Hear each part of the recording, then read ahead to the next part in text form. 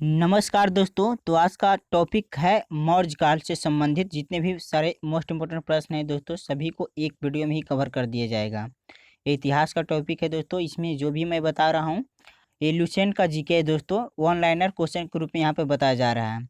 तो मौर्य काल को एक वीडियो में ही जितने भी सारे मोस्ट इम्पोर्टेंट क्वेश्चन हैं सभी को हम लोग कवर करेंगे दोस्तों। तो चलिए दोस्तों हम लोग स्टार्ट करते हैं। देखिए दोस्तों, थोड़ा प्रश्न ज़्यादा है इसलिए थोड़ा सा फास्ट चलेंगे हम लोग। तो देखिए सबसे पहले जो क्या करा है कि सबसे प्राचीन राजवंश कौन सा है, तो ये आपको मौर्य वंश है दोस्तों। कौन सा है? मौर्य वंश है। सबसे प्राचीन राजवंश कौन था? प्राचीनतम मौर्य वंश। अगला, मौर्य वंश की स्थापना कब की गई थी? तो 322 ईसा पूर्व में की गई थी। मौर्य वंश का संस्थापक कौन था? तो चंद्रगुप्त मौर्य थे, है ना। चंद्रगुप्त मौर्य का जन्म कब हुआ था? 345 ईसा पूर्व में हुआ था। अगला, घनानंद को हराने में किसने चंद्रगुप्त मौर्य की सहायता की थी? तो चाणक्य ने सहायता की थी। किसको हराने में? घनानंद को हराने में। चंद्रगुप्त मौर्य के प्रधानमंत्री कौन था? तो यही चाणक्य ही थे। चाणक्य का अन्य नाम क्या है? तो चाणक्य का अन्य नाम विष्णुगुप्त है, कौटिल्य है ना। देखिए अगला है विष्णुगुप्त हो गया, कौटिल्य हो गया, है ना। किनका नाम? चाणक्य का नाम। चाणक्य द्वारा लिखित पुस्तक कौन सा है? तो अर्थशास्त्र है।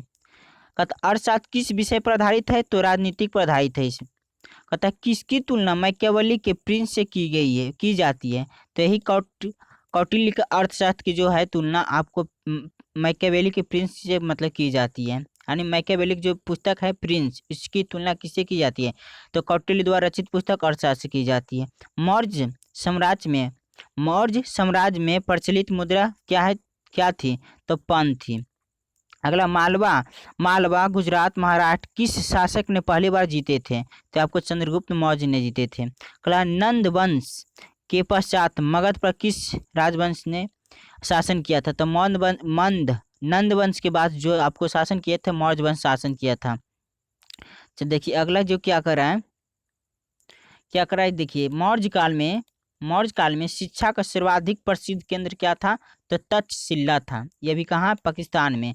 कहता चंद्रगुप्त किस धर्म की अनुयायी था? तो जैन धर्म का अनुयायी था। मोस्ट इंपोर्टेंट क्वेश्चन है इसमें सब दोस्तों। देखिए चंद्रगुप्त ने अपना अंतिम समय किस स्थान पर बिताया था? तो कर्नाटक के श्रवणबेलगोला में बिताए थे। कहता चंद्रगुप्त ने सेल्यूकस निकेटर को कब हराया था? तो 305 ईसा पूर्व में हराए थे। अगला, सेल्यूकस निकेटर ने अपनी पुत्री कार्नेलिया की शादी किसके साथ की थी? तो इसी चंद्रगुप्त मौर्य के साथ शादी की थी। देखिए अगला जो है करा कि सेल्यूकस निकेटर ने युद्ध की संधि शर्तों के अनुसार कौन सा 4 प्रांत आपको चंद्रगुप्त को दिए थे? तो आपको देखिए काबुल दिया था, है ना। काबुल हो गया, गंधार हो गया, हेरात हो गया और मकरान। ये आपको जो दिए थे किनको? इनको किनको दिए थे? चंद्रगुप्त मौर्य को दिए थे। अगला देखिए, चंद्रगुप्त ने किससे जैन धर्म की दीक्षा ली थी? मोस्ट इंपोर्टेंट क्वेश्चन है दोस्तों। तो आपको भद्रबाहु से जैन धर्म की दीक्षा ली थी, है ना। सेल्यूकस निकेटर का राजदूत कौन था? तो सेल्यूकस निकेटर का राजदूत कौन था जो चंद्रगुप्त के दरबार में आए थे? तो ये मेगास्थनीज था। अगला, मेगास्थनीज द्वारा लिखी गई पुस्तक कौन सी है? तो इंडिका है। अगला, चंद्रगुप्त मौर्य और सेल्यूकस निकेटर के बीच युद्ध का वर्णन किसने किया था? तो ये आपको एपी एपी क्या है? एपियानस ने किया था। एपियानस ने किया था। देखिए अगला क्या करा है कि किसके द्वारा चंद्रगुप्त ने सेल्यूकस निकेटर को 500 हाथी उपहार में दिए थे? किसके अनुसार चंद्रगुप्त ने आपको सेल्यूकस निकेटर को आपको 500 हाथी दान में दिए थे? तो प्लूटार के अनुसार। किसके अनुसार? प्लूटार के अनुसार था। यानी कि यहाँ पे देखिए प्लूटार्क हो जाएगा आपको। देखिए किसके अनुसार? प्लूटार्क के अनुसार। अगला, किसके ग्रंथ में मतलब चंद्रगुप्त विशिष्ट रूप से वर्णन हुआ है? मतलब किसके ग्रंथ में चंद्रगुप्त का विशिष्ट रूप से वर्णन हुआ है? तो विशाखा दत्त के। अगला, किस पुस्तक में पाटलिपुत्र के प्रशासन का वर्णन मिलता है? तो इंडिका में मिलता है। देखिए किस मौर्य राजा ने दक्कन पर विजय प्राप्त किया था? तो चंद्रगुप्त मौर्य ने किया था। अगला, मेगास्थनीज ने भारतीय समाज को कितने श्रेणियों में विभाजित किया था? तो 7 श्रेणी में विभाजित किया था दोस्तों। ये भी क्वेश्चन पूछा हुआ है दोस्तों, आपको अनुभव हो जाएगा कि कितना सारा इंपॉर्टेंट क्वेश्चन इसमें सब है। देखिए अगला जो है क्या कर रहा है कि पाटलिपुत्रा में स्थित चंद्रगुप्त का महल जो है मुख्यतः किसका बना हुआ था, ये भी क्वेश्चन पूछ, टोटल क्वेश्चन इसमें आपको पूछा हुआ है दोस्तों। क्या चीज का बना हुआ था, तो लकड़ी का बना हुआ था। अगला, पाटलिपुत्र को किस शासक ने सर्वप्रथम अपनी राजधानी बनाया था, तो चंद्रगुप्त मौर्य ने बनाया था। अगला, किस अभिलेख से यह साबित होता है कि चंद्रगुप्त का प्रभाव पश्चिमी भारत पर फैला हुआ था, तो ये रुद्र दमन का जूनागढ़ अभिलेख से, रुद्र दमन का जूनागढ़ अभिलेख से।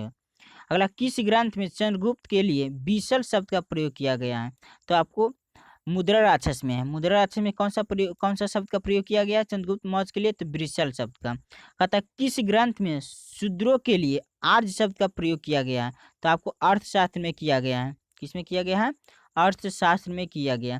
देखिए अगला पूछ रहा है, पाटलिपुत्रा को पोलिब्रोथा है ना, पोलिब्रोथा मतलब किसने कहा है कि पाटलिपुत्र, बोल रहा है कि किसने पाटलिपुत्र को पोलिब्रोथा कहा, तो मेगास्थनीज ने कहा। किसने कहा, मेगास्थनीज ने कहा। कहता, मौर्य काल में एग्रनोमाई किसे कहा जाता है, तो सड़क निर्माण करने वाले अधिकारी को। क्या, एग्रनोमो या एग्रनोमाई किसको कहा जाता था, सड़क निर्माण करने वाले अधिकारी को। किस जैन ग्रंथ में चंद्रगुप्त के जैन धर्म अपनाने की उल्लेख मिलता है, तो परिशिष्ट पर्वन में। अगला है, किस महीने में मौर्य का राजकोषीय वर्ष आरंभ होता था, तो आषाढ़ में यानी कि जुलाई में। अगला, भारतीय लिखने की कला नहीं जानते हैं, ये किसने कहा था, मतलब किसकी युक्ति है, तो मेगास्थनीज की युक्ति है कि भारतीय जो है लिखने की कला नहीं जानते। अगला, चंद्रगुप्त मौर्य का उत्तराधिकारी कौन हुआ, तो बिंदुसार हुआ। चंद्रगुप्त मौर्य का उत्तराधिकारी कौन हुआ, बिंदुसार हुआ। अगला कह रहा कि बिंदुसार मगध की गद्दी पर कब बैठा था, तो 298 ईसा पूर्व में बैठा था। बिंदुसार किस अन्य नाम से भी जाना जाता है, अमित्र घात के नाम से जाना जाता है। अमित्र घात के नाम से जाना जाता है। अमित्र घात से क्या अभिप्राय होता है, तो शत्रु विनाश है, यानी शत्रु का विनाश करने वाला होता है। अगला, बिंदुसार किस धर्म का अनुयायी था, तो बिंदुसार किस धर्म का अनुयायी था, तो आजीवक संप्रदाय का अनुयायी था। वायु पुराण में बिंदुसार को क्या कहा गया, तो भद्रसार कहा गया या वारिसार। स्ट्रैबो के अनुसार सीरियन नरेश एंटियोकस ने बिंदुसार के दरबार में किसे भेजा था, तो डायमेकस नामक राजदूत को भेजा था। अगला, किसे मेगास्थनीज का उत्तराधिकारी माना जाता है, तो डायमेकस को ही माना जाता है। क्या माना जाता है, मेगास्थनीज का उत्तराधिकारी माना जाता है। देखिए अगला है कि जैन ग्रंथों के अनुसार बिंदुसार को क्या कहा गया, किस ग्रंथ के अनुसार, जैन ग्रंथ के अनुसार आपको सिंहसेन कहा गया है, कि सिंहसेन कहा गया है। कहता है, बिंदुसार के शासनकाल में कहाँ हुए दो विद्रोह का वर्णन है, तो तक्षशिला में हुए दो विद्रोह का वर्णन है। तक्षशिला विद्रोह को दबाने के लिए बिंदुसार ने किसे भेजा था, तो अपने पहले पुत्र सुसुम को पहले भेजा था, उसके बाद किसको भेजा था, अशोक को भेजा था। एथीनियस के अनुसार बिंदुसार ने सीरिया के शासक एंटियोकस प्रथम को, है ना, एंटियोकस प्रथम से क्या भेजने की प्रार्थना की थी, तो मदिरा, सूखे जंजीर एवं दार्शनिक भेजने की मतलब प्रार्थना की थी। देखिए अगला है, बौद्ध विद्वान तारकनाथ ने बिंदुसार को कितने राज्यों का विजेता बताया था, तो आपको 16 राज्यों का विजेता बताया था। अगला, बिंदुसार का उत्तराधिकारी कौन हुआ, तो बिंदुसार का उत्तराधिकारी कौन हुआ, अशोक हुआ, अशोक महान। देखिए अशोक मगध की गद्दी पर कब बैठा था, 269 ईसा पूर्व में बैठा था। राजगद्दी पर बैठने के समय अशोक कहाँ का राजपाल था, तो अवंतिका का राजपाल था। अगला, किस अभिलेख में अशोक का नाम अशोक मिलता है, तो मास्की एवं गुर्जरा के अभिलेख में अशोक का नाम अशोक किसमें मिलता है, मास्की एवं गुर्जरा के अभिलेख में। पुराणों में अशोक का नाम क्या मिलता है, तो अशोक वर्धन मिलता है। पुराणों में अशोक का नाम क्या मिलता है, अशोक वर्धन मिलता है। अशोक ने कलिंग पर कब आक्रमण किया था, तो 261 ईसा पूर्व में आक्रमण किया था। अगला जो है, करण आक्रमण के समय कलिंग की राजधानी कहाँ थी, तो तोसली थे। आक्रमण के समय कलिंग की राजधानी कहाँ थी, तोसली। अगला है, प्लिनी के अनुसार मिस्र के राजा फिलाडेल्फस यानी टॉलमी द्वितीय ने किसे अशोक के दरबार में भेजा था? तो ये आपको डियानीसियस बोला भेजा था, डियानीसियस को भेजा था। अशोक ने किस बौद्ध भिक्षु से बौद्ध धर्म की दीक्षा ली थी? तो उपगुप्त से। देखिए ध्यान दीजिए, मोस्ट इंपोर्टेंट क्वेश्चन यहाँ पे कंपेयर करा देते हैं तो अच्छा। अगर अशोक की बात की जाए तो ये बौद्ध धर्म की भिक्षा ली थी किससे? तो उपगुप्त से ली थी। लेकिन मौर्य की अगर बात की जाए, चंद्रगुप्त मौर्य की बात की जाए तो जैन धर्म से दीक्षा ली थी। किससे? तो भद्रभाव से। अगला, अशोक ने आजीविकों को रहने हेतु कहाँ 4 गुफाओं का निर्माण करवाया था? तो बराबर की पहाड़ियों में करवाया था। बराबर की पहाड़ियों में स्थित 4 गुफाओं का नाम क्या है? तो कर्ज है, चौपार है, सुदामा और विश्व झोपड़ी है। अशोक के पौत्र दशरथ ने आजीविकों को कौन सी गुफाएं दान की थी? तो नागा अर्जुन गुफाएं दान की थी। नागा अर्जुन गुफाएं दान की थी। देखिए अगला जो है, देखिए क्या कर रहा है, मोस्ट इंपोर्टेंट क्वेश्चन है अगला। तो अशोक की पत्नी होगी, अशोक की माता के क्या नाम था? मोस्ट इंपोर्टेंट क्वेश्चन है, सुभद्रांगी थी। क्या थी? अशोक की माता का नाम सुभद्रांगी थी।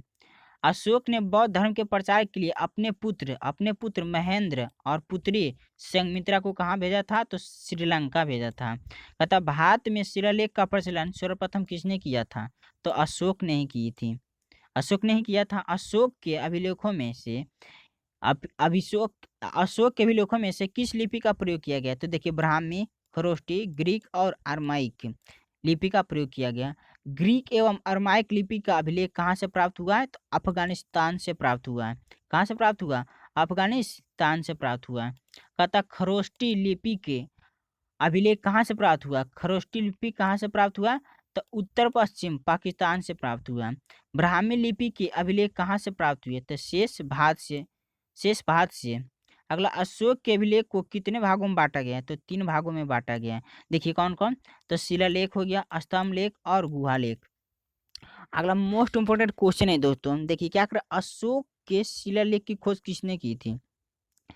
तो पैंथेलर ने की थी।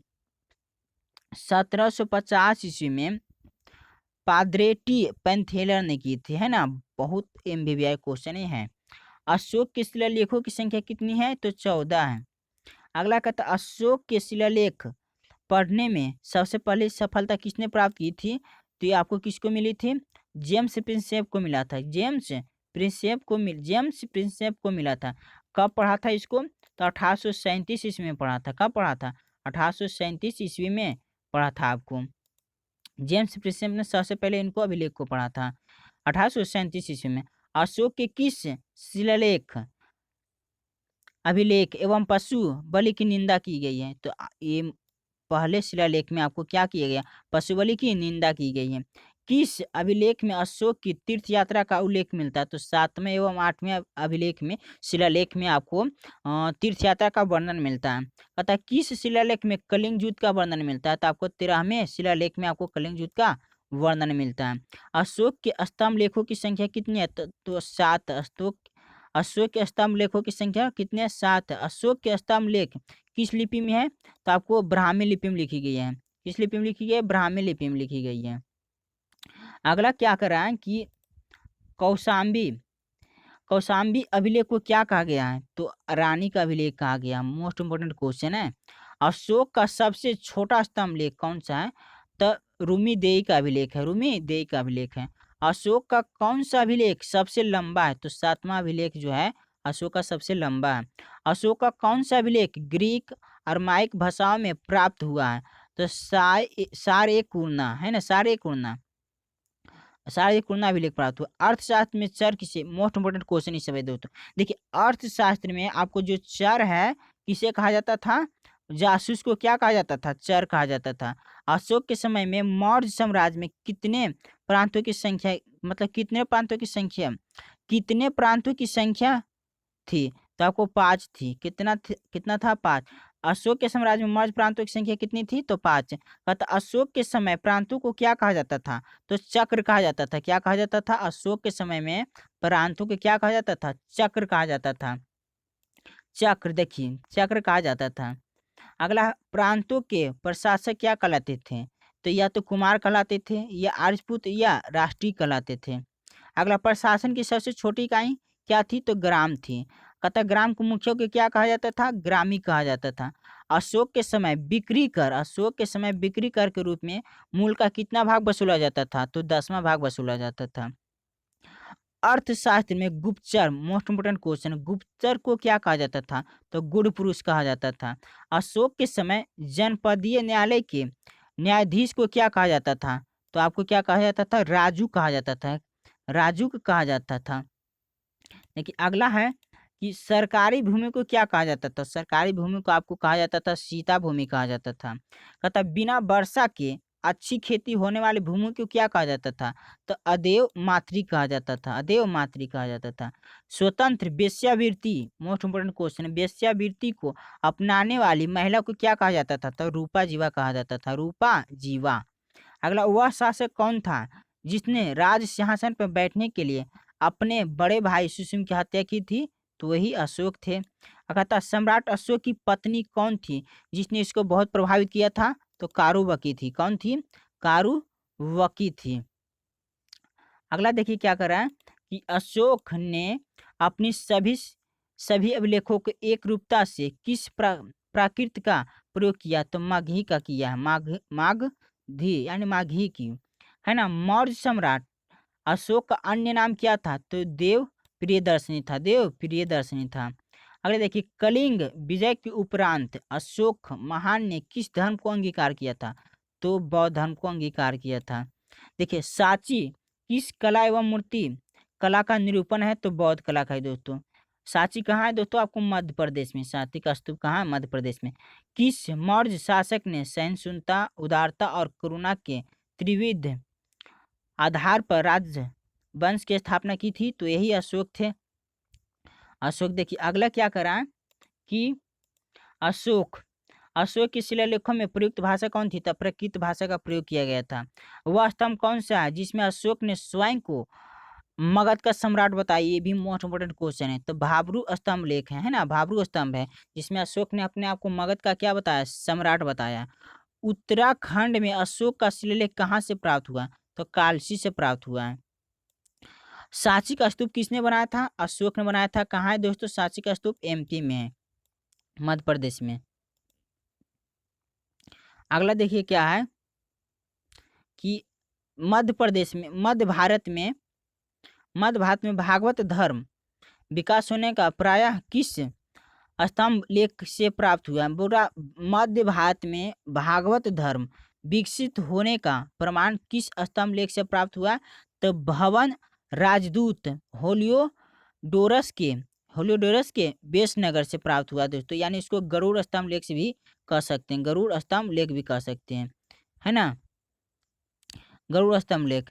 देखिए अगला सर्वप्रथम भारतवर्ष का जिक्र किस अभिलेख में मिलता है? तो हाथी गुम्फा के अभिलेख में आपको भारतवर्ष का जिक्र मिलता है। यानी कि भारत का ही अन्य नाम है भारतवर्ष। सर्वप्रथम दुर्भिक्ष की जानकारी देने वाला अभिलेख कौन सा है? तो सहगौरा का अभिलेख है। सहगौरा का अभिलेख है। अगला सती प्रथा का पहला लिखित साक्ष्य किस अभिलेख से मिला है? मोस्ट इंपोर्टेंट क्वेश्चन है। तो ये आपको किसे? एरन अभिलेख से मिला है। किससे मिला है? एरन के अभिलेख से आपको सती प्रथा का मतलब प्रमाण मिला है दोस्तों। देखिए अगला जो है कला सर्वप्रथम भारत पर होने वाले हुनों का आक्रमण की जानकारी किस अभिलेख से मिलती है? तो भीतरी स्तंभ लेख से मिलती है। यानी हुन जो आक्रमण किए थे उसकी जानकारी किस स्तंभ लेख से मिलती है? तो भीतरी से मिलती है। अतः रेशम बुनकर की श्रेणियों की जानकारी किस अभिलेख से प्राप्त होता है? तो मंदसौर के अभिलेख से प्राप्त होता है। अगला अभिलेखों का अध्ययन क्या कहलाता है? मोस्ट इंपोर्टेंट क्वेश्चन है। अभिलेखों का अध्ययन क्या कहता है? इपिग्राफी कहलाता है। कहता प्राचीनतम सिक्कों को क्या कहा जाता था? तो आहूत सिक्का कहा जाता था। अगला देखिए गौर कीजिए, यहाँ प्राचीनतम सिक्कों को क्या कहा जाता था? आहूत सिक्का कहा जाता था। परंतु यहाँ देखिए क्या करा, प्राचीनतम सिक्कों को साहित्य में क्या कहा जाता था? तो क्या है? कारसापन कहा जाता था। कारसापन कहा जाता था। सर्वप्रथम सिक्कों पर लेख लिखने का कार्य किन शासकों ने किया था? तो आपको यवन शासकों ने किया था। किसने किया था? यवन शासकों ने सिक्कों पर लिखने की कला को विकसित किया था। अगला देखिए है कि कौन सा मौर्य राजा प्रायः जनता के संपर्क में रहना चाहता था दोस्तों? तो अशोक थे, है ना। अशोक जो थे मतलब जनता के संपर्क में रहना चाहता था। अशोक के कौन से शिलालेख संगम राज के बारे में बताते हैं। तो दूसरा एवं 13वां शिलालेख है। अगला, श्रीनगर की स्थापना किसने की थी? किस मौर्य शासक ने की थी? तो अशोक ने ही की थी श्रीनगर की स्थापना। किस श्रीलंकाई शासक ने अपने आप को मौर्य सम्राट अशोक के आदर्शों के अनुरूप ढालने की कोशिश की थी? तो तीस ने किया था। किसने था? तीस। अगला है, अशोक के काल में कौन सी लिपि दक्षिण भारत में मतलब परिवर्तित हुई थी? तो ये आपको कौन थी? ब्राह्मी लिपि थी। कौन लिपि थी? ब्राह्मी लिपि थी, जो दक्षिण भारत में प्रभावित हुई थी। अगला है, कहता है किस किस स्थान से अशोक के स्तंभ के लिए पत्थर मतलब लिया जाता था? बोला किस स्थान से अशोक के स्तंभ के लिए पत्थर लिया जाता था? तो चुनार से लिया जाता था। कहाँ से? चुनार से। अगला कहता है बिस्टी क्या है? तो मौर्यकालीन बेगारी है। मौर्यकालीन बेरोजगारी है। मौर्यकालीन बेगारी है, सॉरी, मौर्यकालीन बेगारी है। बिस्टी क्या है? मौर्यकालीन बेगारी है। अशोक के समय के मौर्य राजतंत्र के बारे में क्या विशेषता थी? तो पैतृक निरंकुशतावाद था। पैतृक निरंकुशतावाद था।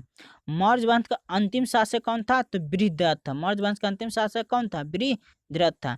किस अभिलेख में चंद्रगुप्त मौर्य और अशोक दोनों का उल्लेख किया गया? तो देखिए, महाक्षत्रप, रुद्रदमन और जूनागढ़ के अभिलेख में किया गया। देखिए, अगला है, बृहद्रथ की हत्या कब और किसने की थी? तो उसके सेनापति पुष्यमित्र शुंग ने 185 ईसा पूर्व में कर दी थी। तो देखिए दोस्तों, इसमें इतने जितने भी सारे मोस्ट इंपोर्टेंट क्वेश्चन थे यहाँ पे हमने डिस्कशन किया। अगर दोस्तों आपको ये वीडियो अच्छा लगा है तो आप इसको लाइक और सब्सक्राइब कर सकते हैं, वो आपके ऊपर डिपेंड करता है। तो वीडियो देखने के लिए बहुत बहुत धन्यवाद दोस्तों।